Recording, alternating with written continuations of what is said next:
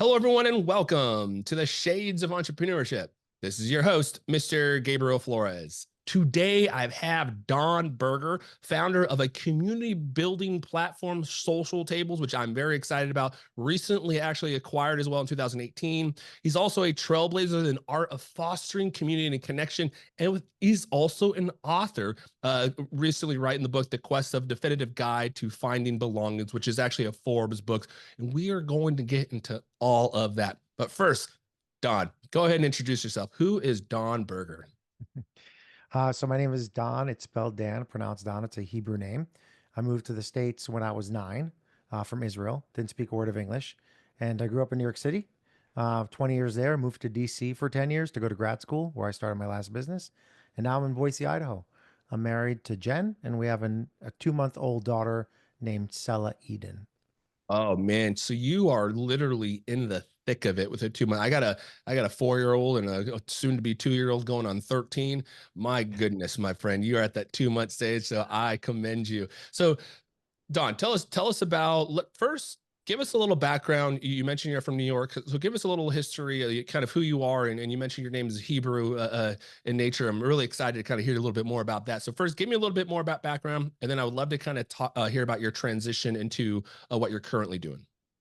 Yeah, I think the best way to describe myself is through the traumas I endured, because that's the color of life, I guess. It makes us who we are.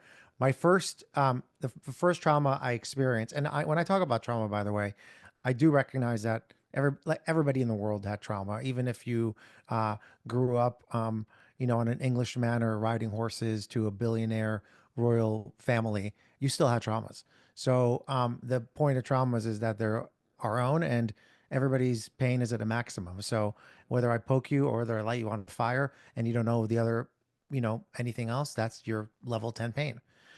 So my first kind of trauma was adoption. I was adopted when I was 5 days old. My biological mother made the decision to adopt me, to give me up for adoption when I was in the womb. So from a very kind of like the first, since conception, basically, I was told I don't belong with my biological mom. So that was kind of my first trauma. My second trauma, and these are kind of like what I would call belonging traumas. There are so many other categories, but the second belonging trauma was when my adoptive parents divorced. And this nuclear family I was brought into when I was 2 years old disappeared in front of my eyes. And my dad essentially abandoned me. And the fact he didn't invite me to his wedding was indicative of that. Kind of missed weekly appointments and things like that. So my second trauma was essentially abandonment by my dad. And my third trauma, belonging trauma, was when I was 8 years old. And my mom moved us to the States so she can be together with an American boyfriend at the time. She married him. And that was a trauma in and of itself, because it was what has been referred to as negotiating identities, negotiating cultures. And that's what I had to do at the age of 8. So that's kind of, I think, a really good backdrop for what has made me who I am today. But after that, I was a product of public schools, raised by two social workers, professors of social work. So raised in a intellectual family, but middle class. Went to public schools my whole life, with the exception of grad school. And from a very young age, in order to battle the social anxiety, I just kind of uh, secluded myself to the computer, and that's when I learned how to program. And when I left business school, I didn't want to follow the traditional routes of most people. So I quit my consulting job and started my last business, which went on to become a $20 million a year um, event planning software platform that I sold for 5 times that 7 years after I started it. I love it, and I love your backstory. In fact, folks, I got to be completely transparent. When me and Don first got on this a call, I actually pronounced his name Dan because it is written that way, and he actually corrected me. It is Don, and then he kind of provided his background, and I think that too, folks. I think that is also very important when you're thinking about belonging, especially with the way Don was kind of talking about it. Individual names is very important, and understanding how to properly pronounce those individual names is very important. My name is Gabriel. I've kind of grew up since the second grade being called Gabe. Now, I would encourage all the folks listening right here, right now, please call me Gabriel. My name's Gabriel. I would love for you to call me Gabriel, not Gabe. Right now, with that said, it's taken Yeah, me it's 30. presumptuous to Yeah, but call it's you taken me, to shorten it. yeah, and it's taken me 30 years though to feel that confidence, right? Yeah. Because what happens is if you don't kind of if you don't alter yourself to be part of that name, then you no longer feel you belong, right? And then and that exclusion, a feeling of exclusion in any community really erodes confidence. It really erodes. I'll be completely transparent. When I was in school, I was very lack of confidence. I was one of those guys that probably didn't really care about school when I was, in high school, and really focused about making the jokes versus making the right work because I just felt out of place all the time, And so if I felt out of place, well, why not make it a bigger, just at lash out. So I felt even more out of place essentially. And then you're starting to see this transition with DEI in the workspace, right? Let's talk a little bit about now you sold your business and you start going into, let's talk about that transition from you selling your business. And then how did that kind of come into this social tables? Yeah. So, so Social Tables is the business that I sold, and the root, the business was a SaaS company, software as a service, and it was an event planning platform. So essentially, the category or subcategory we're in is event design. So basically, floor plans. And I started it because when I went to a wedding when I was a little younger, I experienced tremendous social anxiety. It was the first American wedding, and I was like, "Oh my God!" See, because in Israel, like a wedding is like going with a T-shirt and like eating while you're standing and like talking or whatever.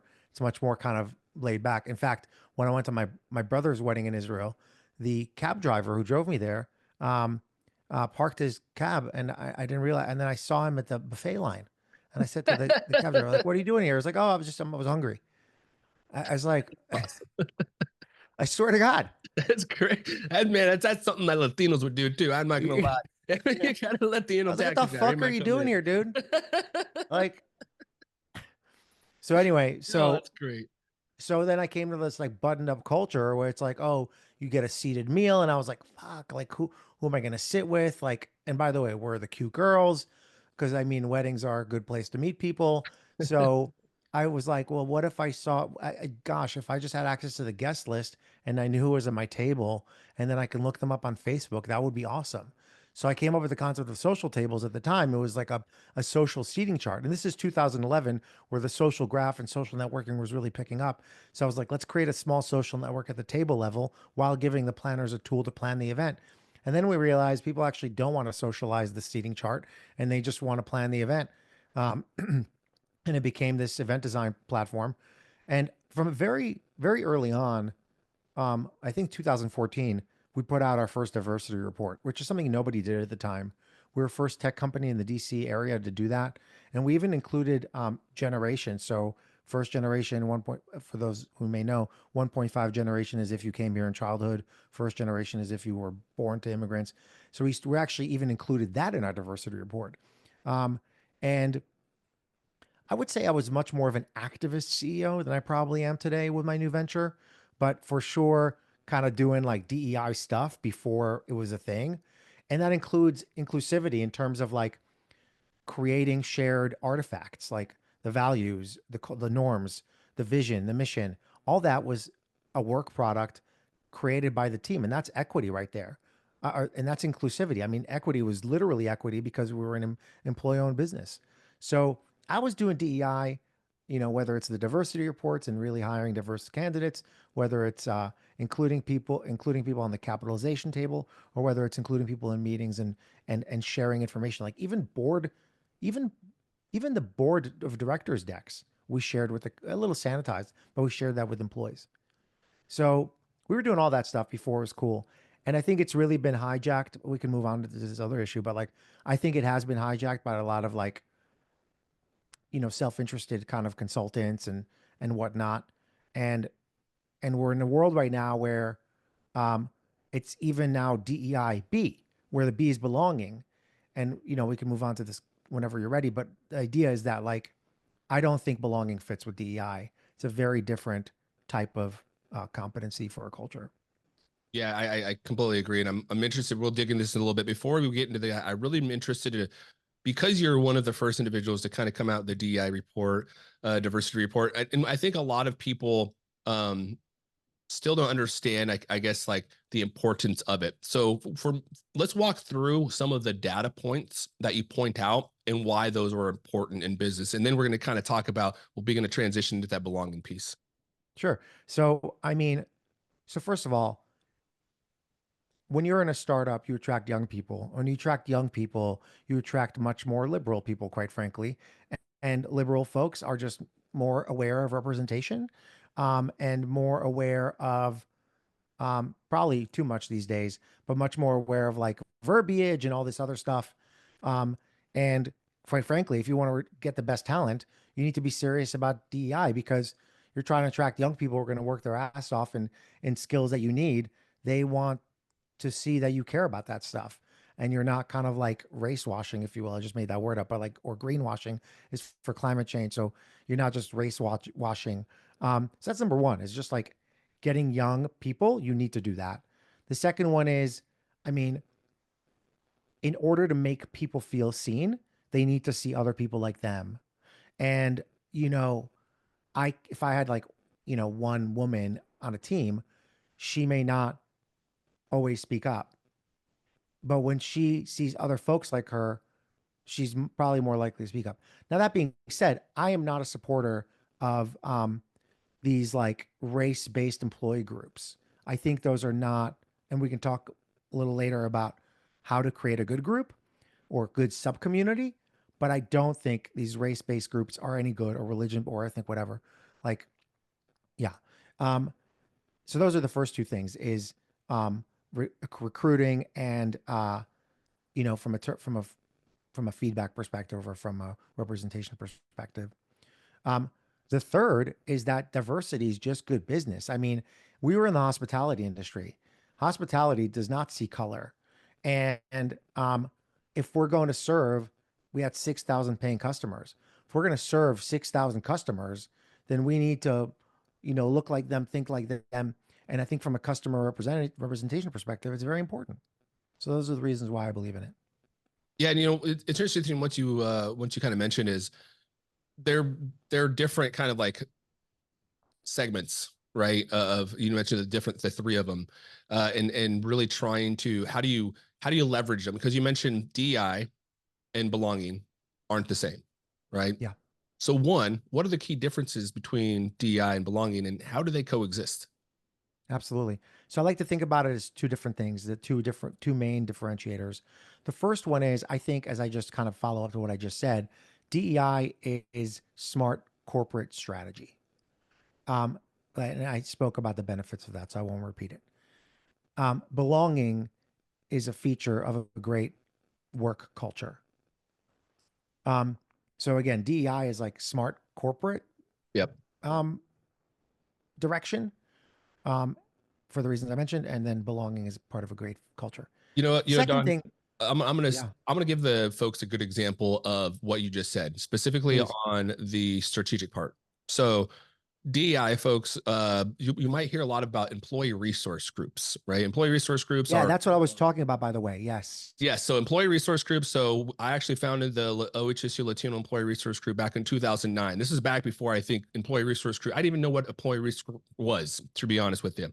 And essentially, what it was is a group because again, OHSU we have now about 30,000 employees, and so essentially what it was is a group of Latinos that are essentially trying to get together, trying to feel the sense of belonging, as Don kind of mentioned, and essentially what has occurred because of that is we started to become, better along. We started to kind of really network with each other, right? To the point now, we have a group of individuals from Nike, Intel, Moda, OHSU, all these different organizations throughout SAFE, all these different organs throughout Oregon or organizations throughout Oregon, they now get together and like network, right? And share best practices. And we collaboratively, we came together and we did a COVID education lecture talking about the vaccines.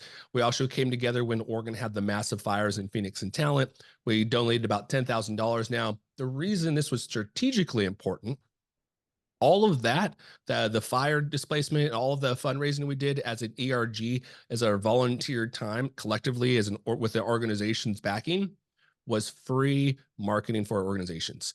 That thing went on the newspaper. It was all over the place. So strategically, they actually got a lot of earned media simply because they allowed our ERG a space to really kind of come together and do some meaningful work. They really wanted to allow us to fill our own cup. And because of that, that $500 maybe investment for the entire annual budget for the ERG for them to do, little networking get-togethers probably earned the organization close to $100,000 in just earned media alone, because not only was that broadcasted here in the Portland area, it was broadcasted up and down the I-5 corridor, because again, Medford, Oregon is about 4 hours south of here. And so these other organizations, the Intels, the Modas, they also shared it on their social media sites. So you're starting to see the importance of it. But it's also, I think, Don, to your point, ERGs are important because they were essentially created because there was no belonging. Really, there was no sense of belonging. So sorry, I did not mean to cut you Yeah. off. I thought it No, was that's just so a interesting. great point. That's a really great point, Gabriel, because I feel like we oftentimes do things because they make sense at the time, but we don't evolve to make sense with the current time. I'll give you an example. I don't want to share too much because it was shared in confidence with me, but there is an alumni group for a very famous president via WhatsApp.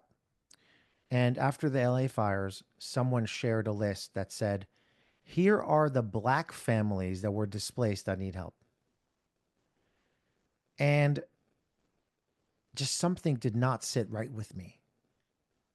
I mean, if you're saying here are the poor families, or if you're saying here are the families without insurance, or if you're saying here are the senior citizens, that's fine. But the focus on race that continues to this day is just not healthy anymore. And I think the same is true for like sex. I mean, the focus on men are being more and more left behind. Yes, of course, we need to level the playing field, equal wage, and all that. But men are suffering. And they feel, many of them feel like they have to withdraw or they have to radicalize. And that's when we get to the dangers of tribalism versus community. And I don't like the word tribalism because tribalism to me is around shared grievance, while community is around shared love. And I think that's the change. It's like a lot of stuff these days is based off resentment as opposed to like love. And that brings me to my second point of belonging. And that belonging is not an HR program, it's a managerial program. It has to happen at the team level. HR can't, like you ever go to Planet Fitness, there's a sign on the wall, you belong. Yeah. You go to Nets Arena, the Nets Stadium in Brooklyn, it says, we belong here. I mean, employees and colleagues and people see through that BS. They're like, really? I belong here where I'm busting my butt. And that guy is, doing 5 hours maximum a day of work. Like, what? That doesn't make any sense. And then we talk about performance culture. So it's up to the managers to create belonging on their teams. And it's up to HR to, ensure there are some DEI programs. Now, how would you mentioned, obviously the differences. So let's talk about why fostering belonging is so much more important, especially more powerful and effective than DEI initiatives specifically. Well, to be clear, excuse me, I think they need to coexist. And you see this in just all the news. I mean, so the latest news is that Apple is pushing back against its board and urging shareholders to vote against a proposal to drop DEI. But Apple excluded America's largest private employer, Walmart, announced they're moving to belonging. Um, McDonald's announced they're moving to belonging. Ford did it. Ford did it last summer. So it's happening. Amazon did it. So there's a culture of backlash, and sure, it's with times, and I think there's more radicalized government and all that. And I think like places like X are toxic and they don't help. But they can coexist.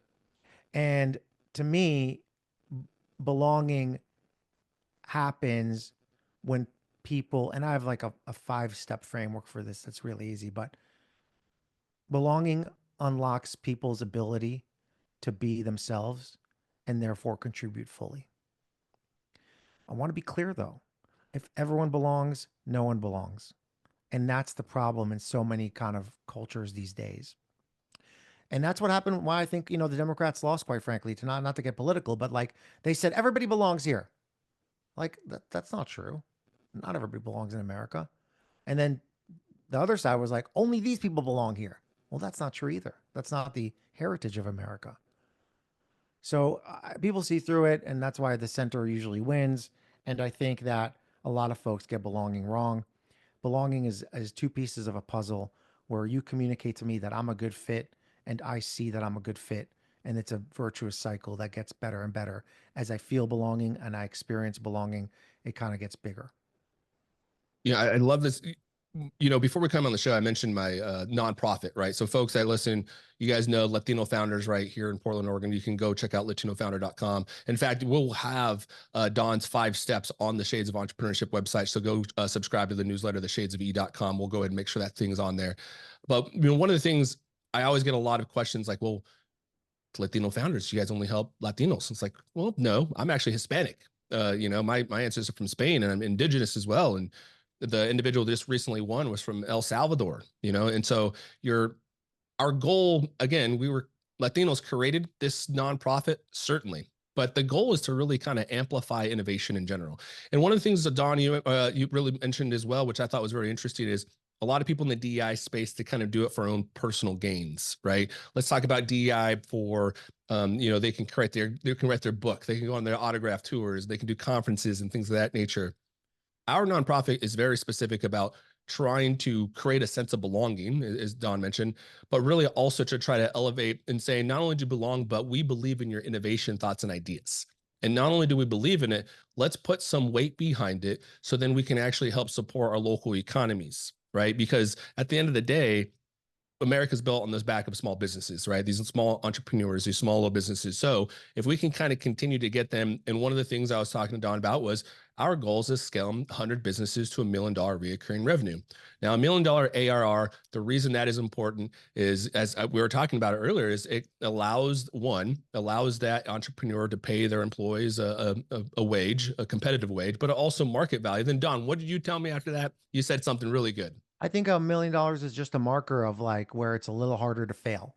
It proves product market fit as we talked about, and it just kind of it communicates like it's just a really big milestone. I feel like, Yep. And I agree. especially recurring. Yeah. Yeah. And it's again, the innovation is important because again, there's at the end of the day, Starbucks wouldn't be here if Steve Jobs didn't take a trip over to Italy, or not Steve Jobs, but the Howard Schwartz. If he didn't go over to Italy and or Milan, right, and check out the coffees, then you would never have Starbucks, right? I want to comment on what you said because I think it's really important. And there's two things there with Latino founders. The first is that you guys employ conscious exclusivity, and I don't think that's a problem. I think that's actually a feature of a really good of belonging, because like I said, if everybody belongs, no one belongs. So you need to be conscious about who you include. The second piece is you pass what I refer to as the qualifier test for group membership, and that is not just like, oh, we're a bunch of Latinos. We're Latinos from all over, from all over. And so that's number one. There's an identifier. There's another identifier, we're entrepreneurs. There's a third identifier that we're committed to growth. There's a fourth identifier that we are committed to the economy. There's a fifth identifier that we're local. And all these things are really important criteria that fuel their conscious exclusivity, but create a sense of belonging. Because again, you need multiple qualifiers to make sure everybody belongs. It's like for everybody who's been to a conference, you go to a conference and you stop at, there's like a reception and you talk to somebody, he's like, what the fuck are you doing here? Like, because a lot of conferences will take anybody they can get. And a lot of planners are lazy and they don't put good programs in place. Uh, but that's kind of like, so conscious exclusivity is a really important part of creating belonging. Now, how do you work with individuals to kind of work them through understanding the differences between DI and belongings, and then more importantly, to kind of get them on the right path. Sure. So this is what my book is essentially all about. It's about, so I'm not like a consultant. I'm not selling any services. I'm not, even if you offered me money to consult, I wouldn't take it. My next venture is retreat centers. That's what I care about, is creating belonging on teams. And the first one's here in Boise, Idaho, 11 rooms, 3 meeting spaces, you know, pretty awesome, um, for retreats and offsites. So this is what my book's all about. My book is about a person. So because I had a liquidity event and I had the resources and the time because COVID happened, and I had this like, when I sold my business, all my belonging was gone. I mean, I got it from my business, and there's different paths to belonging, and they were all met through my business, whether it's friends, whether it's self-esteem, whatever. So I took this time and I essentially found my own sense of belonging, and I decided to just codify it into a process because I'm a very process oriented person. So essentially, my book does that because it's called The Quest because it leads individuals through finding their sense of belonging, and I present a few tools to do that. The first one is figuring out what your belonging fuel tank looks like. Where do you get your sense of belonging today, right now? And what you'll find is the average person has 7 kind of belonging fuels, and the range is 2 to 17, and there is empty space in that tank if you kind of assign percentages to each of those fuels. And that empty space represents opportunity for more belonging. Because a lot of people are doing things that may not necessarily fill their belonging tank. And that brings me to my second tool, which is your belonging archetypes. There's 4 belonging archetypes. If you go to belongingquest.com, you can take a quiz for free. I'll tell you exactly what to do. And there's chimps who are eager, there are meerkats who are anxious, there are snow leopards who are reluctant, and there are wolves who are independent. And based off of this persona, you get to essentially choose the fuels that are most likely to work for you. And um, and that's essentially the process. So I believe people need to go on a personal journey to find belonging first before they try to seek it through their workplace. Because workplaces are transactional and moving more so in that direction post COVID in a remote world or whatever. And your individual belonging is not going to go anywhere. So your individual belonging is your safety net, while your professional belonging is temporary. And of course, it can augment it. And work can be a platform for finding belonging through friendships, romantic relationships, group membership, and so on. Moving, where do you see, like, you got a lot of people probably listening. In fact, there's probably a lot of folks that kind of fall in some of those buckets that you kind of explained earlier, like the males that maybe feel that they're out of displaced, right? And maybe there's other individuals that, how would, in the next couple of maybe some things that they can do at home right now, what are some tips that kind of help them think about outside? You mentioned the 7 buckets. And again, folks, subscribe to shadesofE.com. We're going to have this information on the newsletter. They'll also be on the website. So we'll make sure this information is on there. But what are some things they can do today that might be able to kind of help them move forward, to kind of get over this feeling of they don't belong? Yeah. What a fantastic question. So I think the first thing is realizing that they're not alone. There is a belonging crisis in America. The Surgeon General has warned us about it for the last 3 years. He's referred to it as the loneliness epidemic. Uh, there is a belonging crisis. Um, we are probably more separated than we've ever been, politically. You look at what's referred to as sorting, where people are moving to places that are more aligned with their political beliefs. Oh, interesting. Yeah, Oh, interesting. Yeah. Okay. yeah, That's the first time I've heard that, but yes. referred to as sorting. So the first thing is you're not alone. The second thing is that, like any kind of self-help thing, the Stoics said, "Know thyself." And I first of all believe that life's work is to develop. I'm Jewish, and Jewish there's the idea of the neshama, which is the soul, and Jews believe that your job on earth is to further improve your soul, so that when it leaves you and you die, it's in a better place. And so therefore, I subscribe to the idea that life is about the work, the growth, and so on. And so I think you just need that kind of mindset. And some people may not have that. And like, this is not for you. But I believe everybody has it, by the way. They just need to tap into it. And I think the first step is to like elevate your consciousness. Talk about this in the book. Elevate your consciousness level to the point where you want to do the work and you're not just sitting in anger or pride or desire. So the first step is realize you're not alone. It's an epidemic. The second step is kind of commit to like why you're doing it. And then the third step is literally thinking, is what I call it, adopting a belonging mindset, which is essentially thinking about everything from a belonging lens. Does this give me a sense of belonging? And what does that mean actually? What that means is, do I feel seen? Do I feel valued? Can I contribute? Is this a good fit? Am I getting indications this is a good fit? And I walk people through the 5 C's of like belonging. And it's like literally a test. Like, is this giving me all the stuff that I need? Is it charging me, giving me energy? Do I want to communicate it to other people? And so on and so forth. So really just think about the stuff they do in the 24 hours they're alive every day and whether it fills their tank, so to speak. Does it give them a sense of belonging? And explore new things. Because the other thing I'll say, Gabriel, is that because there are 6 paths to belonging, it's not just like this traditional, go make friends. It's not that.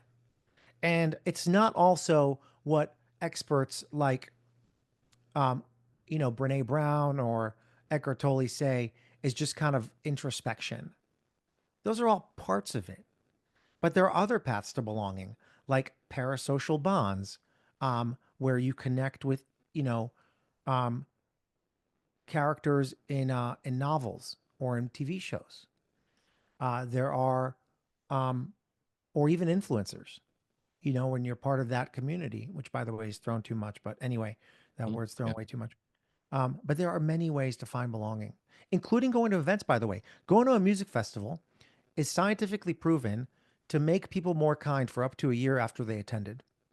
Interesting. So there are many ways to find it, and you just got to figure it out and experiment. And I walk people through this very easily. No, I love this. I love the way you're kind of like frameworking it because this last kind of year, folks, I've gone through my own kind of journey of belonging. So some of the tactics I have done, because I really love Don, I really love what you're saying, because it networking, really starting the Latino founders community, starting this podcast was really kind of the first iteration because this podcast was actually started during the pandemic for multiple reasons. One, I was going to Syracuse University, grad school. I was paying, $100,000 for grad school, and it was online. I'm reading case studies on Harvard Business Review of like the trials and tribulations of entrepreneurs while our community is getting decimated throughout the pandemic. So I'm like, why don't I create a podcast, learn the trials and tribulations from our local entrepreneurs while I'm also broadcasting what we're doing here locally, hopefully bring a little attention to our community and try to create, some engagement with our economy, right? Another thing I Which, started, sorry to interrupt, but that right yeah. there is actually a belonging path. So that's referred to as the self-esteem path. And that's through recognition, validation, and there's nothing wrong with that. And that's how some people create a sense of belonging. And I tell you that actually boosted my confidence to the point, because of that podcast. A year and a half later, we have the nonprofit. We've now raised, close to over $1 million in less than 2 years. We've helped over, I think it's over about 55 different Latino businesses already within that 2 year span.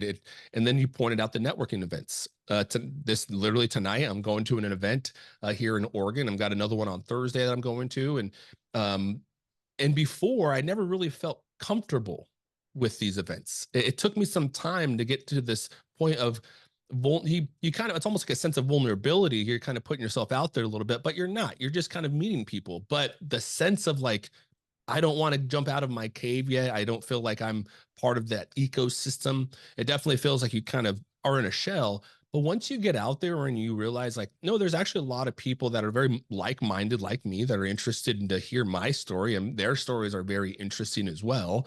And you start to feel like, okay, the confidence is starting to come, and I'm starting to feel it myself. I make my bed every day now. I work out quite a bit. Just like little things that have been starting to change throughout my life. Like I mentioned, Don, at the beginning of this conversation, it's taken about 30 years, 35 years for me to feel comfortable saying, "Hey, my name is Gabriel, not Gabe." And that's for me, folks. That is a big, big transition. These are all things. And I think to Don's point, I'm starting to realize throughout this conversation is because I have that feeling, that sense of belonging now. I feel confident and comfortable. And because of that confidence and comfortability is coming, my innovation's coming, my drive for success is coming, my love for my community. Like Don mentioned, um, I'm very much of a believer. My parents have taught me, leave it better than you found it, right? You know, and so kind of to you mentioned your Jewish beliefs and what that word means to you, right? Kind of very much the same way. You want to do really good work so you leave in a good path, and it's pretty much the same thing, folks. And again, you don't have to be religious. I don't. All as I'm saying is, if you believe in yourself, good things will happen because you have that sense of belonging. Whether it be Catholicism, Christianity, Judaism, Hinduism, whatever religion you want to go to, they all pretty much have a really good message, and that is really do kind to others and kind things will happen to you, kind of thing. And I kind of feel like that's kind of the ethos that you're kind of portraying. Gabriel, the first, so in my book, there's like 4 stages to belonging. And the first day, and it's named after like climbing a mountain. And the first stage is trailhead. And in trailhead, when you get to the trailhead of a trail, it's like, okay, orienting, I got to go this way, I got to go that way, a rest area, whatever. And one of the things I talk about is, figuring out your higher power. And I know this is like so like trite and like everybody does it. But what I do and the way I do is kind of original is I have a graphic where I let people kind of see um, what their view of the universe is and then giving them the word for their higher power. Like literally, if you take the exercise, it's like, okay, because there's a really interesting, I talk about this in the book. There's a really interesting conversation with this rabbi leader from LA. And he talks about, I meet people all the time, especially Jews, like, especially Reform Jews, they're like really atheists. And he's like, I meet people all the time and they're like, I'm an atheist. And he's like, okay, well, what do you believe in? And they always have an answer for that, he says. Like, I believe in nature, I believe in consciousness, I believe in love, I believe in the universe, I believe in energy. Okay, so you believe in something. Those are synonymous with God or whatever you want to call it. I do believe that you have to have this kind of like some sort of belief because that's pretty grounding and that's really new for me. And I've only been able to develop that, first of all, after October 7th and the massacre in Israel brought me closer to Judaism, but also because I'm in a 12-step program. And being in a 12-step program, it is, kind of like a necessity. So anyway, I really like what you said, and I think everybody can find some sort of path to faith. Yes, I completely agree. So Don, you have your book out.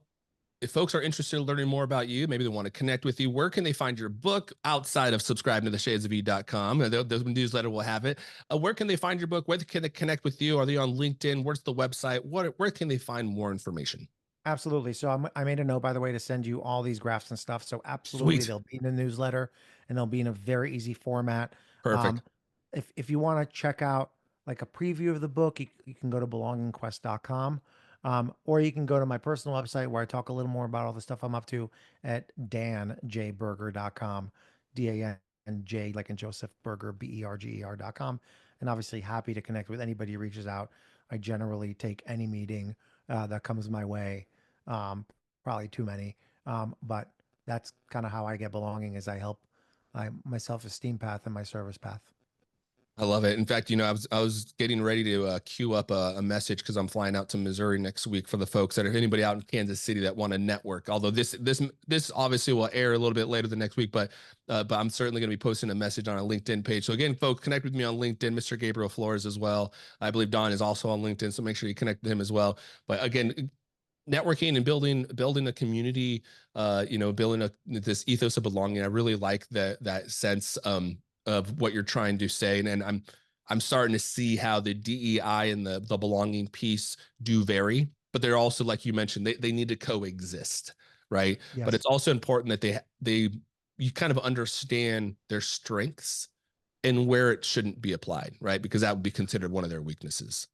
Yeah, I want to say just 2 things. First of all, yes, that's right. And the thing about DEI is, unfortunately, is that it's become exclusionary, and it can't be exclusionary, and it needs to include everybody. So that's the first thing I'll say. The second thing I'll say is that as it relates to networking, I like to think, and again, there's not a lot. Like I have some original thoughts, I have many non-original thoughts. That's why my book is there's 120 works cited.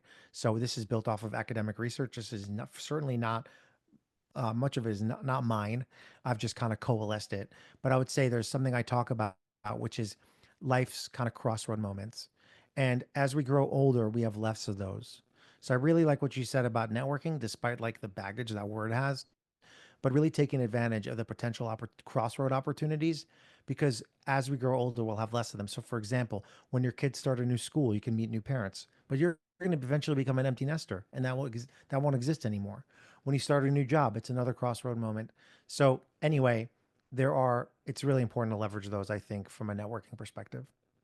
And Don, you just shook me to the bone with the parent teacher conference being empty nester someday, because I'm like just going to the school, and every time I drop off the kid, I'm like, oh man, I haven't changed. I don't want to talk to anybody right now. I'm still like, I haven't got my coffee. I got coffee breath on me. It's like, oh yeah, it's kind of funny because I didn't. Once you mentioned that, I'm realizing, we do have very limited amount of time to do it. Yeah, yeah, and there's limited time, obviously, but also limited opportunities. I mean, one thing you can do is saying, you read somebody, I see you all the time. Do you want to grab a coffee someday, or do you want to? If you have coffee, let's go to a drive-through or whatever. Like, if you need a cup of coffee, go do it with somebody else. Yeah, yeah. Now, last question I had, you mentioned you were be working on the retreats.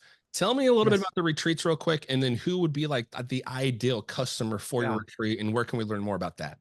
Thank you for asking. So, I having been in the meetings industry and the hospitality industry, um, and building, an employee-led company, if you will, I really value small meetings.